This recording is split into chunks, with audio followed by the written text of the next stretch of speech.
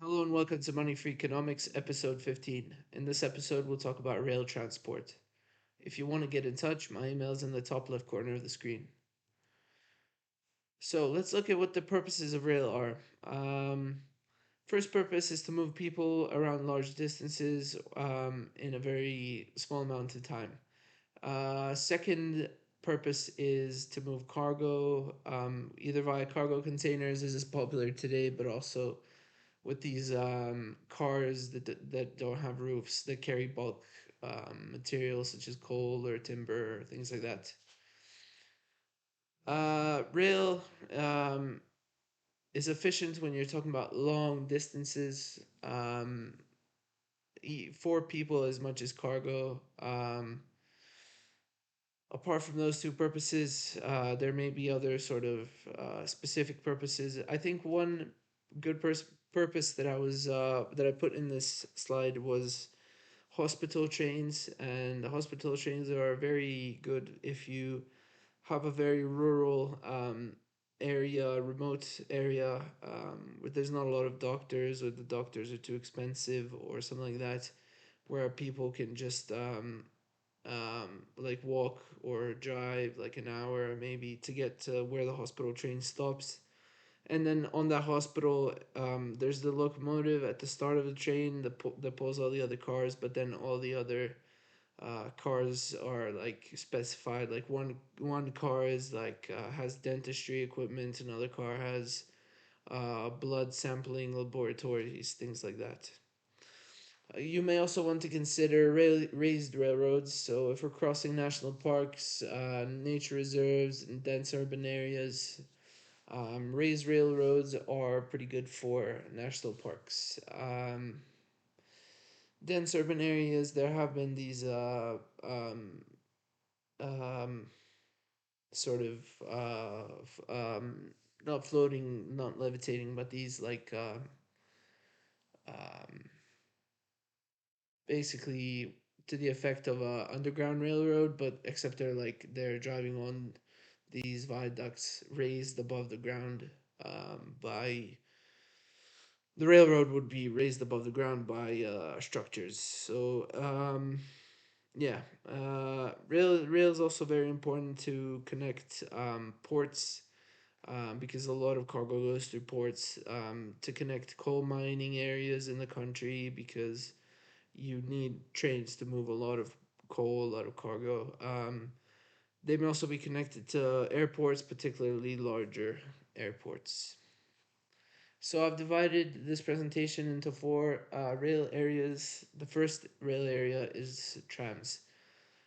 Some cities they weren't built with trams, so they didn't have wide roads. And if you put trams on it, you might actually cause traffic congestion by cars.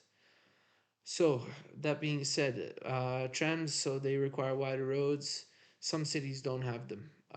If some cities are lucky to have trams, um, dedicated tram lanes can be used by emergency services cars like ambulances that are trying to get somewhere, things like that.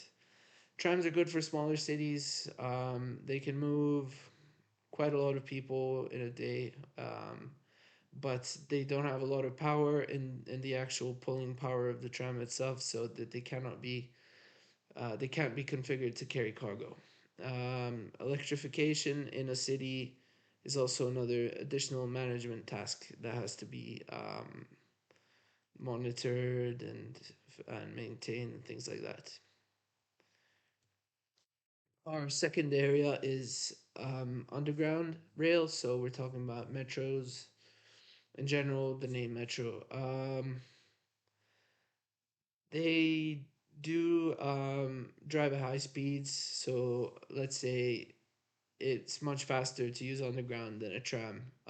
More areas covered in a given time. Underground rail has a big advantage in that it can be used to shelter people in civil emergencies. That has already been done in history to protect people from bombardment during wartime. So regular trains, Regular trains are just your locomotive and your cars, just your average train basically. Um, Passenger trains, they carry people. Cargo trains, they carry containers. It's a good idea to have one national rail gauge. There are variable gauge trains. However, that might actually change the performance of the train itself. When building train lines, obviously you need to look at electrification, tunnels, viaducts, things like that. Back in the day, to avoid electrification, coal and diesel power trains were used, but they pollute the air and they don't require electrification. But these new electric trains, they do. High speed rail, this is our fourth and final rail. High speed rail is great. I think you can configure it to move cargo, but obviously the more weight you put on a one of those trains, it's gonna reduce the speed of the train. I'm not sure. I think some of these high speed rails they might need their own railroads with strengthened rail irons, things like that. High speed rail is great to connect big cities with capital cities. If you're talking about small countries, high speed rail can get you somewhere in an hour where regular train might take 2 or 3 hours. Here's some comments, things that didn't make it onto the presentation. I'll just say the first part. Uh, National rail locomotive car industry is not expensive or complicated to establish. You can buy blueprints for locomotives and cars. It might include a lot of steel to be made to make these locomotives and stuff, but it's not necessarily, I would say, a very complicated industry.